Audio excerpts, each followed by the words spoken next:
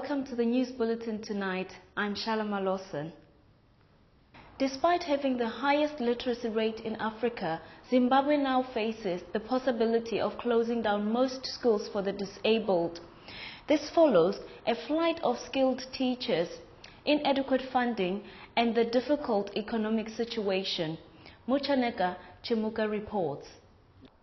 Despite having the highest literacy rate in Africa, Zimbabwe is failing to support schools for the mentally challenged, putting a dent to its educational record. 5 schools for the disabled in Harare and Tungweza under Zimke Trust are facing huge budgetary gaps and uncertain future due to lack of funding. One of the most affected schools is St. Catherine in Harare. St. Catherine, which opened in the 1960s, owes its creditors and staff about $200,000 United States dollars. To operate effectively, the school requires at least $450,000 United States dollars a year. The school head, Charity Matani, told ATV that in the past they used to rely on donor funding, which has since dried up, forcing the school to consider closing since it cannot raise enough money to remain solvent. We have a discrepancy in that we have, from the 97 children that we have 24 non-teaching staff and 10 teaching staff. So salaries are quite a challenge to us, especially now with the hikes that NEC have been putting on the salaries of non-teaching staff. And at the moment, we are even contemplating retrenchment as a directive that we've been given from our mother body, which is Zimke Trust in head office.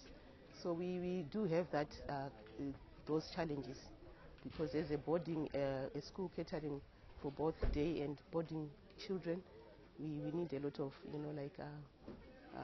funds to make sure that the place is run smoothly. Donations come, but are still not enough to sustain the special schools' operations. The Convention on the Rights of Persons with Disabilities said that persons with all types of disabilities must enjoy all human rights and fundamental freedom. Zimbabwe signed the convention but is failing to meet its obligation. Teachers are owed salaries and the school is anxiously looking forward to assistance from the government and other donors. Education Secretary Stephen Mayere acknowledged the challenges facing the schools. He said mentally challenged children must be integrated into public schools to get assistance and to avoid stigmatization. We also have what is called an inclusive policy, whereby the child with a disability is allowed to be in the same classroom setting with other able-bodied children, so that the social environment is as natural as possible. And we only take the child to a special home for those with disabilities only for certain critical, very difficult services to assist him or her to get the relevant support where normal schools cannot afford to do that. For example, the blind, we take them to Kopota, but in other aspects, for those who can be integrated with the rest of the pupils, we, as much as possible, want them to have what is called the inclusive policy.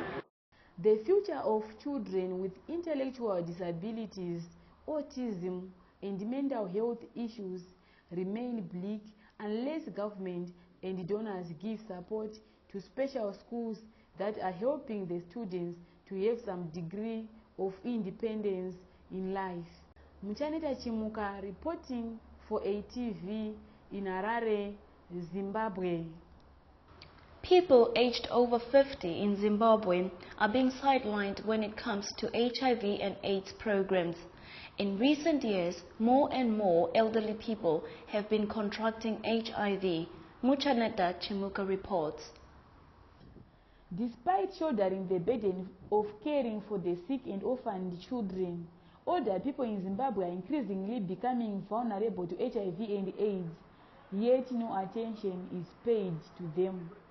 The national AIDS policy is also silent on the needs of elderly. Government does not have a specific policy targeting older people. Edson Kondowe, aged 80, who gets less than $4 from begging a day, is also at risk of contracting HIV as he is exposed to all forms of abuse on the street.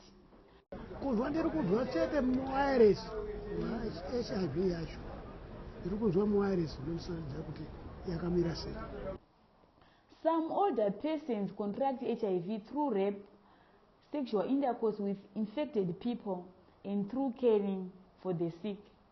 A local organization caring for older people, Help AIDS Zimbabwe, says older persons are regarded as sexually inactive, hence end up being excluded from HIV and AIDS programs. There is a perception that older persons are not sexually active, which is really quite the opposite. They are as active as anybody, and it means that they are also then exposed to HIV and AIDS like anybody else. They are also affected by HIV and AIDS in the sense that as their children pass on, succumb to this disease, they take care of the children of the orphans, and that affects the older persons in many ways. A village head from Mutasa in Manicaland, Samuel Chakambeni, aged 60, echoed the same sentiments. Because when we're going to go pema maruko, ushambadza mwiri yavo, ushambadza mwiri wobva watora mikondombera iyeyo yana HIV, kana uchinge waitora HIV iyoyo, richava basa rinenge rakunetsa vabereki. Wozoona mubereki akuita kunga ndiye ane HIV, ane mukondombera, iri nyaya yekunetseka mumusoro umu kuti zvino mwana ndakabereka zvakanaka, zvakakwanira, nhasi uno zvaave izvi, radambudziko mukati meupenyu. Help AIDS is now working with National AIDS Council to incorporate older people in their programs. However, we've been communicating with HIV and AIDS organizations to at least try to change the data collection tools to accommodate those that are aged 50 years and above. And then that is the only way we can have the actual prevalence rate for those that are 50 years and above. Millennium Development Goal number 6 on combating HIV and AIDS, malaria and other diseases by 2015 may not be achieved unless government comes up with programs that cater for all vulnerable groups regardless of age.